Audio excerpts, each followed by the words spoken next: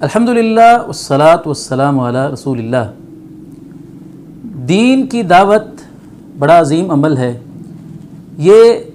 نبیوں اور رسولوں والا کام ہے، اور دنیا میں سب سے اچھا آدمی بات کے اعتبار سے وہ ہے جو لوگوں کو اللہ کی طرف بلاتا ہے۔ اللہ رب العزت نے فرمایا وَمَنْ أَحْسَنُ قَوْلًا مِّمَّنْ دَعَا إِلَى اللَّهِ وَعَمِلَ صَالِحًا، اس شخص سے زیادہ اچھا بات کے اعتبار سے کون ہو سکتا ہے جو لوگوں کو اللہ کی طرف دعوت دیتا ہے اور نیک عمل کرتا ہے۔ دین کی دعوت کی فضیلت اور اس کا فائدہ اس سے بڑا اور کیا ہو سکتا ہے کہ نبی کریم صلی اللہ علیہ وسلم نے فرمایا من دل علی خیر فلہ اجر مثل فاعلہ، کہ جو بندہ کسی کو نیکی کی بات بتاتا ہے تو اسے بھی اتنا ہی ثواب ملتا ہے بتانے والے کو جتنا عمل کرنے والے کو ملتا ہے۔ دعوت دین کی اس قدر زیادہ فضیلت سن کر یقیناً ایک مسلمان کا دل کرتا ہے کہ وہ بھی دین کی دعوت دے، لیکن ایک ایسا شخص جس کے پاس دین کا علم نہیں ہے وہ کیا کرے؟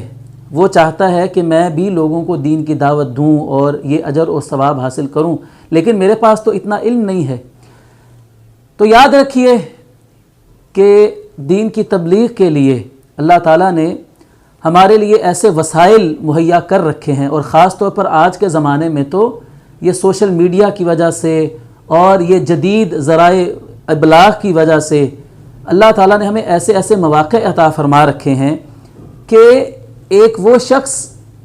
وہ مسلمان جس کے پاس اگرچہ دین کی تعلیم اس نے حاصل نہیں کر رکھی ہے، اسے دین کا اتنا علم نہیں ہے، لیکن پھر بھی وہ دین کی دعوت کا کام کر سکتا ہے۔ وہ کیسے؟ کہ ایک مسلمان کو کسی عالم دین کا علم ہے کہ وہ عالم دین مستند بات کرتے ہیں، قرآن و حدیث کے دلائل کے ساتھ بات کرتے ہیں، تو وہ اس عالم دین کی ویڈیو کو، آڈیو کو نشر کرتا ہے، واٹس ایپ کے اوپر، فیس بک کے اوپر، دیگر جو پلیٹ فارمز ہیں ان کے اوپر شیئر کرتا ہے، تو جتنا ثواب اس عالم دین کو ملے گا نیکی کی بات کرنے پر، تو اس شیئر کرنے والے کو بھی اتنا ہی ثواب ملے گا۔ اسی طرح ایک عالم دین ایک کتاب لکھتا ہے اور ایک دوسرا مسلمان اس کتاب کو پیسوں سے خرید کر لوگوں میں تقسیم کرتا ہے، تو جتنا اجر اور ثواب اس عالم دین کو محنت کرنے کا ملے گا اتنا ہی اجر اور ثواب اس شخص کو مل رہا ہے جو دین کی نشر و اشاعت کا ذریعہ بن رہا ہے۔ تو اس لیے ہمیں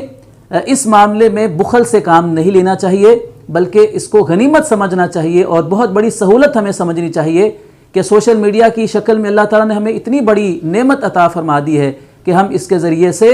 دین کی دعوت کا کام کر کے بغیر علم کے ہم عالموں والا اجر و ثواب وہ سمیٹ سکتے ہیں۔